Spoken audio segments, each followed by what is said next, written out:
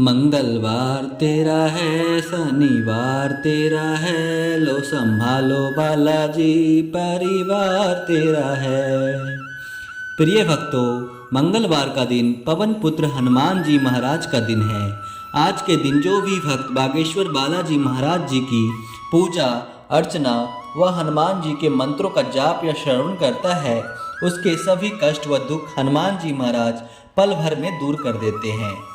भक्त के जीवन से सभी परेशानियां छू मंतर हो जाएंगी। भक्त का जीवन खुशियों से भर जाएगा। आपके जीवन में संकट कोई भी हो, अगर आप हनुमान जी का यह मंत्र प्रतिदिन सच्चे मन से जपते हैं या सुनते हैं तो वह संकट बालाजी महाराज क्षण भर में दूर कर देंगे। अगर आप धन की कमी से परेशान हैं या रोग से ग्रस्त हैं, इलाज करा करके थक चुके हैं या फिर कोर्ट कचहरी के मामले खत्म नहीं हो रहे हैं, उनसे आप परेशान हैं या संतान से दुखी हैं, तो इस दिव्य मंत्र को प्रतिदिन 108 बार जाप या श्रवण करना चाहिए। प्रिय भक्तों, इस मंत्र के जाप या श्रवण से आपके सभी दुख बागेश्वर बालाजी महाराज पल भर में दूर कर देंगे। प्रिय भक्तों, हनुमान जी महाराज का यह दिव्य मंत्र इतना शक्तिशाली है कि अगर सच्चे मन से इस मंत्र को प्रतिदिन 108 बार सुन लिया जाए तो भक्त के जीवन में सुख समृद्धि धन यश वैभव पद प्रतिष्ठा मान सम्मान दिन दुना रात चौगुना बढ़ने लगेगा। प्रिय भक्तों, आइए आज मंगलवार के दिन बागेश्वर बालाजी महाराज का यह दिव्य मंत्र सच्चे मन से पूरा 108 बार यानी कि एक माला सुन लेते हैं। लेकिन उससे पहले बालाजी महाराज के सभी भक्तों से एक निवेदन है, वीडियो पसंद आए तो दिल से एक लाइक करिएगा व इसी तरह के वीडियो लगातार पाने के लिए हमारे चैनल दिव्य दुर्लभ मंत्र जाप को सब्सक्राइब करके कमेंट में जय बजरंग बली जरूर लिखें। मंत्र कुछ इस प्रकार से है, आइए श्रवण करते हैं। अतुलित बलधामं हेमशैलावदेहं अनुजवन कृष्णानं ज्ञानिनाग्रदं सकलगुणिनिधानं वानराणमधीशं रघुपति प्रिय भक्तं वान्तजातं नमामि। अतुलित बलधामं हेमशैलावदेहं अनुजवन कृष्णानं ज्ञानिनाग्रदं सकलगुणिनिधानं वानराणमधीशं रघुपति प्रिय भक्तं वान्तजातं नमामि। अतुलित बलधामं हेमशैलावदेहं अनुजवन कृष्णानं ज्ञानिनाग्रदं सकलगुणिनिधानं वानराणमधीशं रघुपति प्रिय भक्तं वान्तजातं नमामि। अतुलित बलधामं हेमशैलावदेहं अनुजवन कृष्णानं ज्ञानिनाग्रदं सकलगुणिनिधानं वानराणमधीशं रघुपति प्रिय भक्तं वान्तजातं नमामि। अतुलित बलधामं हेमशैलावदेहं अनुजवन कृष्णानं ज्ञानिनाग्रदं सकलगुणिनिधानं वानराणमधीशं रघुपति प्रिय भक्तं वान्तजातं नमामि। अतुलित बलधामं हेमशैलावदेहं अनुजवन कृष्णानं ज्ञानिनाग्रदं सकलगुणिनिधानं वानराणमधीशं रघुपति प्रिय भक्तं वान्तजातं नमामि। अतुलित बलधामं हेमशैलावदेहं अनुजवन कृष्णानं ज्ञानिनाग्रदं सकलगुणिनिधानं वानराणमधीशं रघुपति प्रिय भक्तं वान्तजातं नमामि। अतुलित बलधामं हेमशैलावदेहं अनुजवन कृष्णानं ज्ञानिनाग्रदं सकलगुणिनिधानं वानराणमधीशं रघुपतिप्रियभक्तं वान्तजातं नमामि।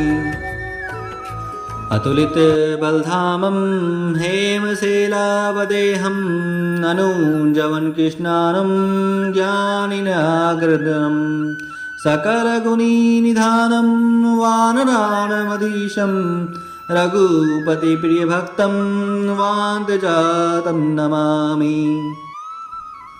अतुलितबलधामं हेमशैलावदेहं ननुजवनकृष्णानं ज्ञानिनाग्रदनं सकलगुणनिधानं वानराणमधीशं रघुपतिप्रियभक्तं वान्तजातं नमामि। अतुलितबलधामं हेमशैलावदेहं ननुजवनकृष्णानं ज्ञानिनाग्रदनं सकलगुणनिधानं वानराणमधीशं रघुपतिप्रियभक्तं वान्तजातं नमामि। अतुलितबलधामं हेमशैलावदेहं ननुजवनकृष्णानं ज्ञानिनाग्रदनं सकलगुणनिधानं वानराणमधीशं रघुपतिप्रियभक्तं वान्तजातं नमामि। अतुलितबलधामं हेमशैलावदेहं ननुजवनकृष्णानं ज्ञानिनाग्रदनं सकलगुणनिधानं वानराणमधीशं रघुपतिप्रियभक्तं वान्तजातं नमामि। अतुलितबलधामं हेमशैलावदेहं ननुजवनकृष्णानं ज्ञानिनाग्रदनं सकलगुणनिधानं वानराणमधीशं रघुपतिप्रियभक्तं वान्तजातं नमामि। अतुलितबलधामं हेमशैलावदेहं ननुजवनकृष्णानं ज्ञानिनाग्रदनं सकलगुणनिधानं वानराणमधीशं रघुपतिप्रियभक्तं वान्तजातं नमामि। अतुलितबलधामं हेमशैलावदेहं ननुजवनकृष्णानं ज्ञानिनाग्रदनं सकलगुणनिधानं वानराणमधीशं रघुपतिप्रियभक्तं वान्तजातं नमामि। अतुलितबलधामं हेमशैलावदेहं ननुजवनकृष्णानं ज्ञानिनाग्रदनं सकलगुणनिधानं वानराणमधीशं रघुपतिप्रियभक्तं वान्तजातं नमामि। अतुलितबलधामं हेमशैलावदेहं ननुजवनकृष्णानं ज्ञानिनाग्रदनं सकलगुणनिधानं वानराणमधीशं रघुपतिप्रियभक्तं वान्तजातं नमामि। अतुलितबलधामं हेमशैलावदेहं ननुजवनकृष्णानं ज्ञानिनाग्रदनं सकलगुणनिधानं वानराणमधीशं रघुपतिप्रियभक्तं वान्तजातं नमामि। अतुलितबलधामं हेमशैलावदेहं ननुजवनकृष्णानं ज्ञानिनाग्रदनं सकलगुणनिधानं वानराणमधीशं रघुपतिप्रियभक्तं वान्तजातं नमामि। अतुलितबलधामं हेमशैलावदेहं ननुजवनकृष्णानं ज्ञानिनाग्रदनं सकलगुणनिधानं वानराणमधीशं रघुपतिप्रियभक्तं वान्तजातं नमामि। अतुलितबलधामं हेमशैलावदेहं ननुजवनकृष्णानं ज्ञानिनाग्रदनं सकलगुणिनिधानं वानराणामधीशं रघुपतिप्रियभक्तं वान्तजातं नमामि। अतुलितबलधामं हेमशैलावदेहं अनुजवन् कृष्णानं ज्ञानिनाग्रदं सकलगुणिनिधानं वानराणामधीशं रघुपतिप्रियभक्तं वान्तजातं नमामि। अतुलितबलधामं हेमशैलावदेहं अनुजवन् कृष्णानं ज्ञानिनाग्रदं सकलगुणिनिधानं वानराणामधीशं रघुपतिप्रियभक्तं वान्तजातं नमामि। अतुलितबलधामं हेमशैलावदेहं अनुजवन् कृष्णानं ज्ञानिनाग्रदं सकलगुणिनिधानं वानराणामधीशं रघुपतिप्रियभक्तं वान्तजातं नमामि।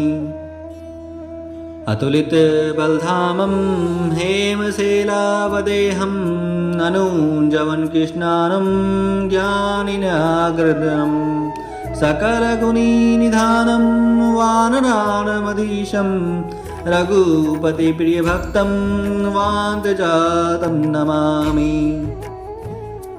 अतुलितबलधामं हेमशैलावदेहं अनुजवन् कृष्णानं ज्ञानिनाग्रदं सकलगुणिनिधानं वानराणामधीशं रघुपतिप्रियभक्तं वान्तजातं नमामि।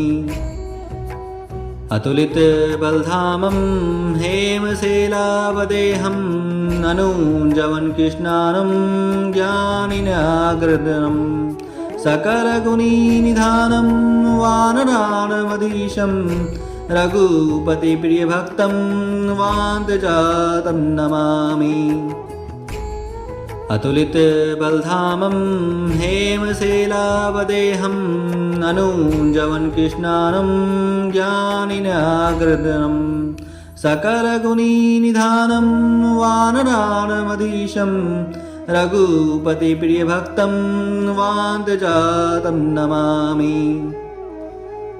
अतुलितबलधामं हेमशैलावदेहं अनुजवन् कृष्णानं ज्ञानिनाग्रदं सकलगुणिनिधानं वानराणामधीशं रघुपतिप्रियभक्तं वान्तजातं नमामि। अतुलितबलधामं हेमशैलावदेहं अनुजवन् कृष्णानं ज्ञानिनाग्रदं सकलगुणिनिधानं वानराणामधीशं रघुपतिप्रियभक्तं वान्तजातं नमामि। अतुलितबलधामं हेमशैलावदेहं अनुजवन् कृष्णानं ज्ञानिनाग्रदं सकलगुणिनिधानं वानराणामधीशं रघुपतिप्रियभक्तं वान्तजातं नमामि। अतुलितबलधामं हेमशैलावदेहं अनुजवन् कृष्णानं ज्ञानिनाग्रदं सकलगुणिनिधानं वानराणामधीशं रघुपतिप्रियभक्तं वान्तजातं नमामि।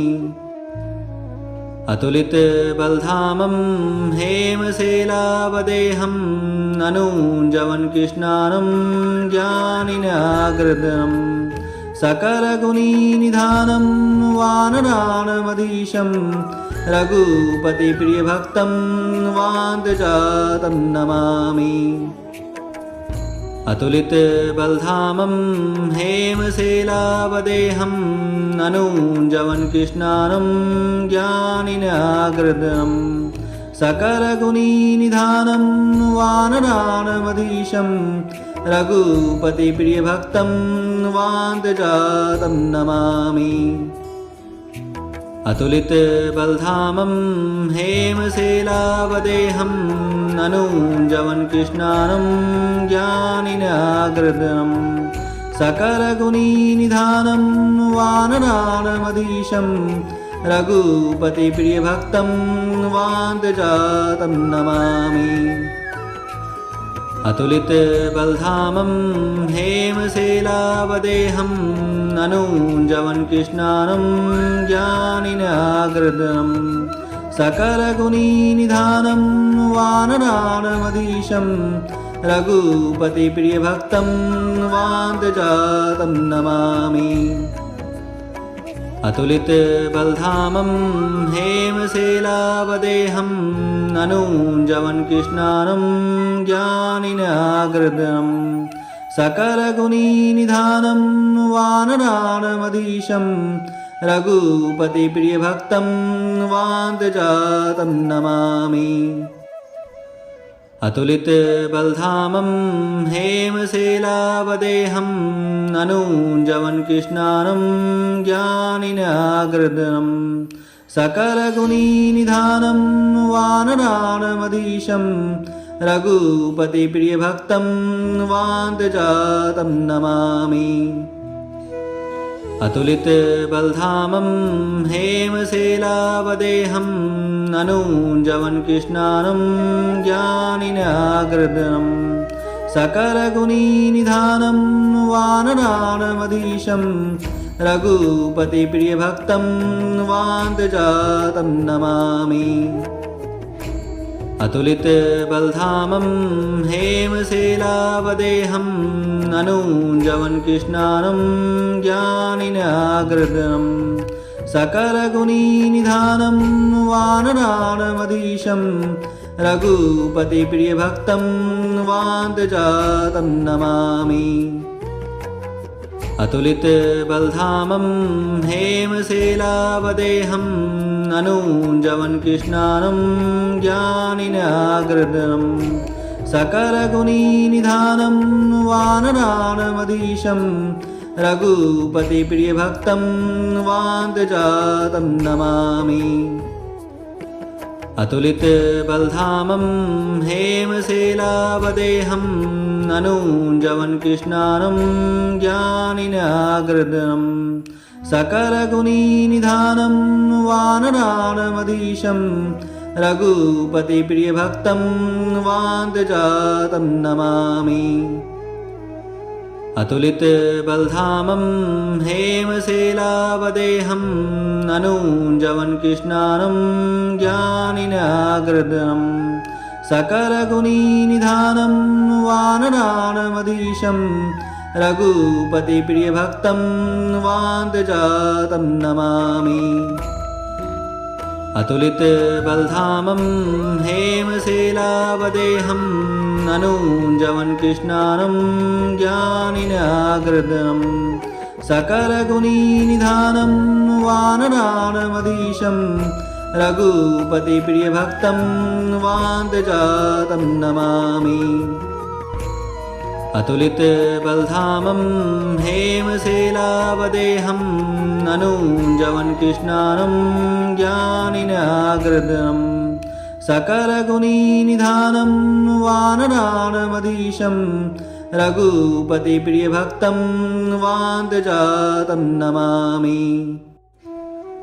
अतुलितबलधामं हेमशैलावदेहं अनुजवन् कृष्णानं ज्ञानिनाग्रदनं सकलगुणिनिधानं वानराणमधीशं रघुपतिप्रियभक्तं वान्तजातं नमामि।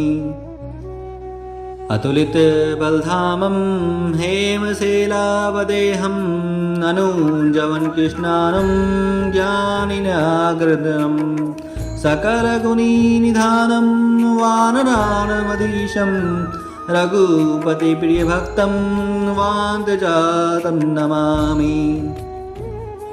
अतुलितबलधामं हेमशैलावदेहं अनुजवन् कृष्णानं ज्ञानिनाग्रदनं सकलगुणिनिधानं वानराणमधीशं रघुपतिप्रियभक्तं वान्तजातं नमामि।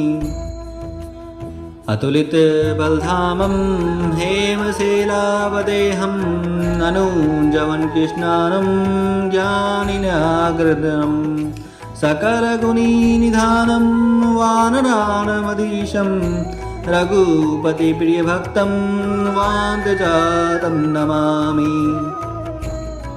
अतुलितबलधामं हेमशैलावदेहं ननुजवन् कृष्णानं ज्ञानिनाग्रदनं सकलगुणनिधानं वानराणमधीशं रघुपतिप्रियभक्तं वान्तजातं नमामि।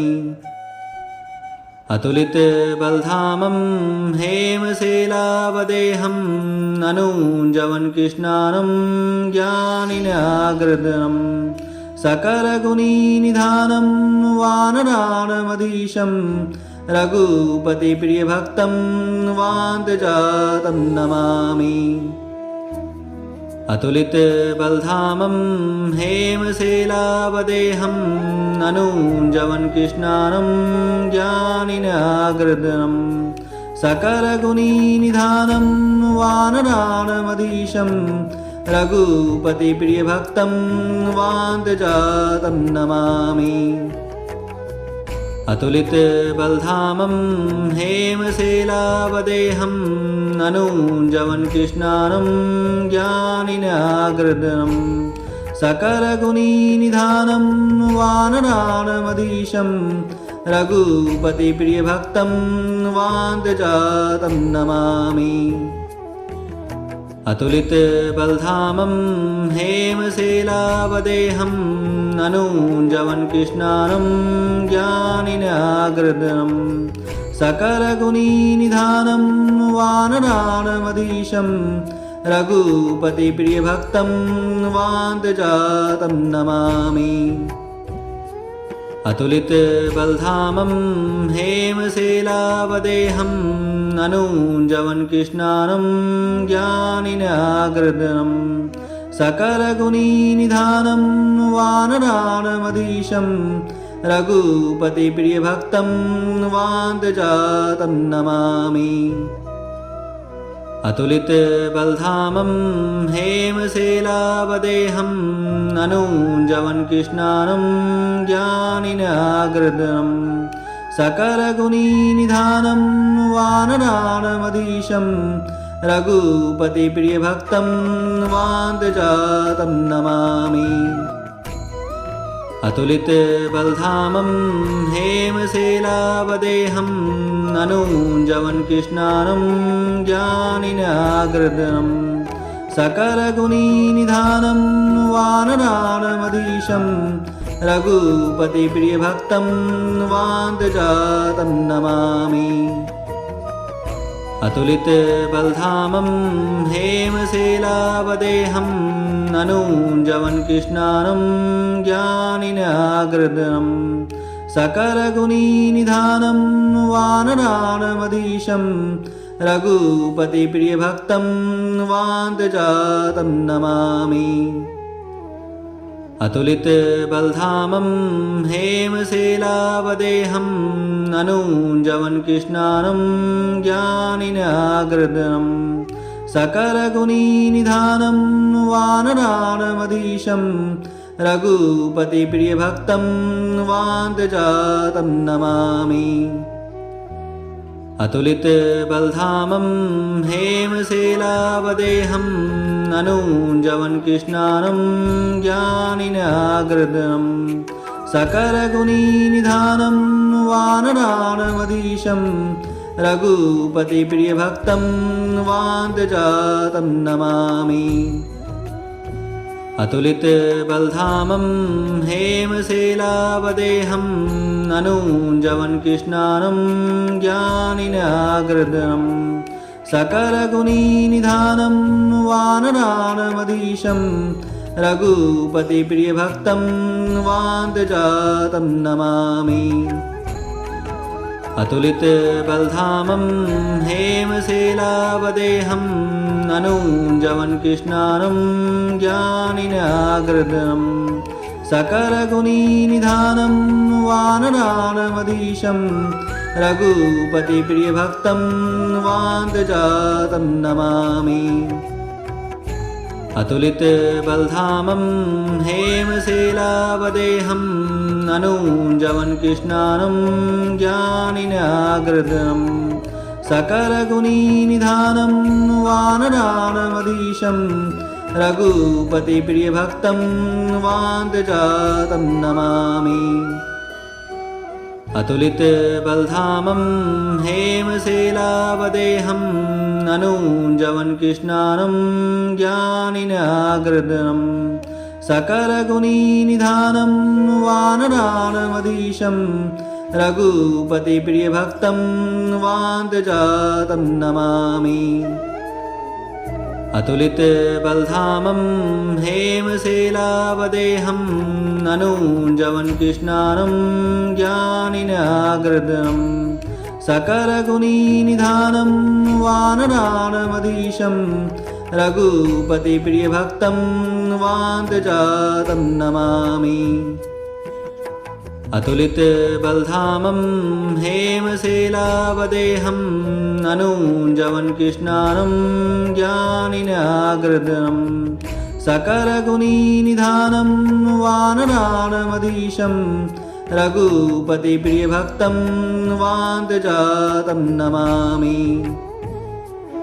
अतुलितबलधामं हेमशैलावदेहं अनुजवनकृष्णानं ज्ञानिनाग्रदनं सकलगुणनिधानं वानराणामधीशं रघुपतिप्रियभक्तं वान्तजातं नमामि। अतुलितबलधामं हेमशैलावदेहं अनुजवनकृष्णानं ज्ञानिनाग्रदनं सकलगुणनिधानं वानराणामधीशं रघुपतिप्रियभक्तं वान्तजातं नमामि। अतुलितबलधामं हेमशैलावदेहं अनुजवनकृष्णानं ज्ञानिनाग्रदनं सकलगुणनिधानं वानराणामधीशं रघुपतिप्रियभक्तं वान्तजातं नमामि। अतुलितबलधामं हेमशैलावदेहं अनुजवनकृष्णानं ज्ञानिनाग्रदनं सकलगुणनिधानं वानराणामधीशं रघुपतिप्रियभक्तं वान्तजातं नमामि। अतुलितबलधामं हेमशैलावदेहं अनुजवनकृष्णानं ज्ञानिनाग्रदनं सकलगुणनिधानं वानराणामधीशं रघुपतिप्रियभक्तं वान्तजातं नमामि। अतुलितबलधामं हेमशैलावदेहं अनुजवनकृष्णानं ज्ञानिनाग्रदनं सकलगुणनिधानं वानराणामधीशं रघुपतिप्रियभक्तं वान्तजातं नमामि। अतुलितबलधामं हेमशैलावदेहं अनुजवनकृष्णानं ज्ञानिनाग्रदनं सकलगुणनिधानं वानराणामधीशं रघुपतिप्रियभक्तं वान्तजातं नमामि। अतुलितबलधामं हेमशैलावदेहं अनुजवनकृष्णानं ज्ञानिनाग्रदनं सकलगुणनिधानं वानराणामधीशं रघुपतिप्रियभक्तं वान्तजातं नमामि। अतुलितबलधामं हेमशैलावदेहं अनुजवनकृष्णानं ज्ञानिनाग्रदनं सकलगुणनिधानं वानराणामधीशं रघुपतिप्रियभक्तं वान्तजातं नमामि। अतुलितबलधामं हेमशैलावदेहं ननूञ्जवन् कृष्णानं ज्ञानिनाग्रदनं सकलगुणनिधानं वानराणमधीशं रघुपतिप्रियभक्तं वान्तजातं नमामि। अतुलितबलधामं हेमशैलावदेहं ननूञ्जवन् कृष्णानं ज्ञानिनाग्रदनं सकलगुणनिधानं वानराणमधीशं रघुपतिप्रियभक्तं वान्तजातं नमामि। अतुलितबलधामं हेमशैलावदेहं ननूञ्जवन् कृष्णानं ज्ञानिनाग्रदनं सकलगुणनिधानं वानराणमधीशं रघुपतिप्रियभक्तं वान्तजातं नमामि। अतुलितबलधामं हेमशैलावदेहं ननूञ्जवन् कृष्णानं ज्ञानिनाग्रदनं सकलगुणनिधानं वानराणमधीशं रघुपतिप्रियभक्तं वान्तजातं नमामि। अतुलितबलधामं हेमशैलावदेहं ननूञ्जवन् कृष्णानं ज्ञानिनाग्रदनं सकलगुणनिधानं वानराणमधीशं रघुपतिप्रियभक्तं वान्तजातं नमामि। अतुलितबलधामं हेमशैलावदेहं ननूञ्जवन् कृष्णानं ज्ञानिनाग्रदनं सकलगुणनिधानं वानराणमधीशं रघुपतिप्रियभक्तं वान्तजातं नमामि। अतुलितबलधामं हेमशैलावदेहं ननूञ्जवन् कृष्णानं ज्ञानिनाग्रदनं सकलगुणनिधानं वानराणमधीशं रघुपतिप्रियभक्तं वान्तजातं नमामि। अतुलितबलधामं हेमशैलावदेहं ननूञ्जवन् कृष्णानं ज्ञानिनाग्रदनं सकलगुणनिधानं वानराणमधीशं रघुपतिप्रियभक्तं वान्तजातं नमामि। अतुलितबलधामं हेमशैलावदेहं ननूञ्जवन् कृष्णानं ज्ञानिनाग्रदनं सकलगुणनिधानं वानराणमधीशं रघुपतिप्रियभक्तं वान्तजातं नमामि। अतुलितबलधामं हेमशैलावदेहं ननूञ्जवन् कृष्णानं ज्ञानिनाग्रदनं सकलगुणनिधानं वानराणमधीशं रघुपतिप्रियभक्तं वान्तजातं नमामि। अतुलितबलधामं हेमशैलावदेहं ननूञ्जवन् कृष्णानं ज्ञानिनाग्रदनं सकलगुणनिधानं वानराणमधीशं रघुपतिप्रियभक्तं वान्तजातं नमामि।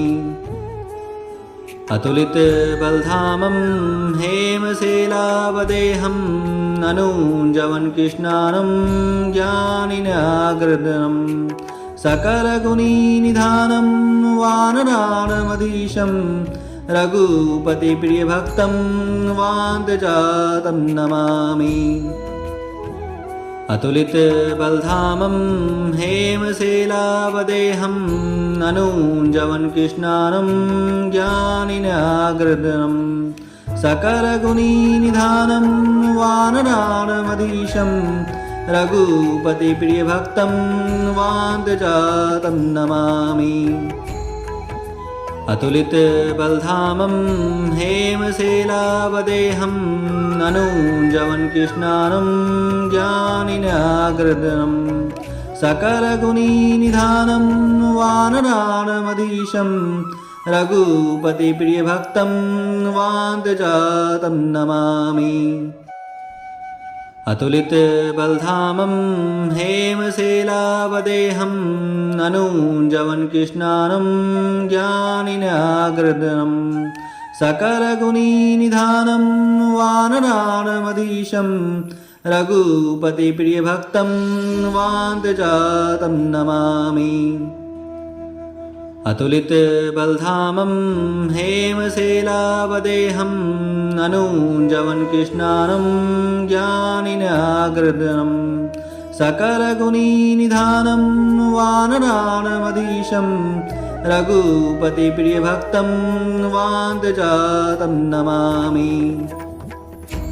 अतुलितबलधामं हेमशैलावदेहं अनूञ्जवन्कृष्णानं ज्ञानिनाग्रदनं सकलगुणनिधानं वानराणमधीशं रघुपतिप्रियभक्तं वान्तजातं नमामि।